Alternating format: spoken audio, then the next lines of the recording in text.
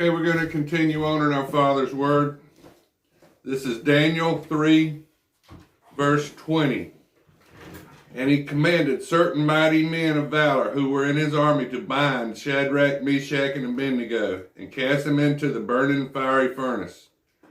And these men were bound in their coats, their trousers, their turbans, and their other garments, and were cast into the midst of the burning fiery furnace.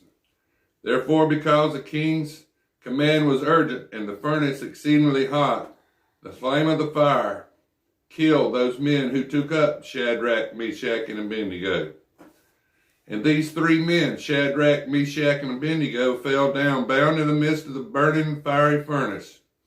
Then King Nebuchadnezzar was astonished, and he rose in haste and spoke, saying to his counselors, "Did we not cast three men bound in the midst of the fire?" They answered and said to the king, "True, O king."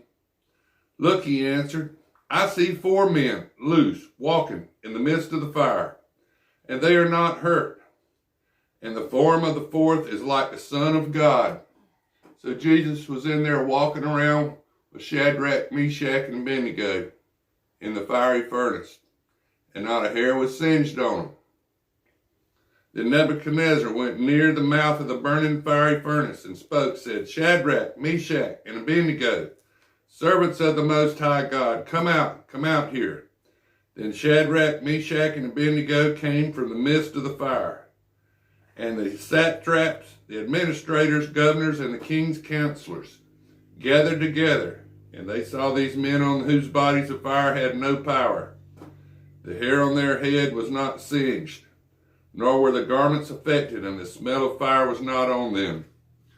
777, when the real Jesus comes, all those that have God's umbrella of protection, God's blessings, have Jesus Christ in their heart and repented of their sins, they're not going to be touched.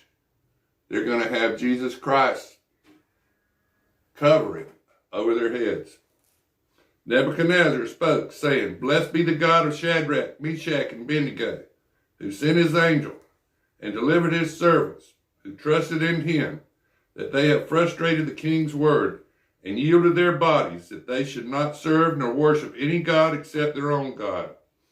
Therefore I make a decree that any people, nation, or language which speaks anything amiss against the God of Shadrach, Meshach, and Abednego shall be cut in pieces, and their houses shall be made an ash heap, because there is no other God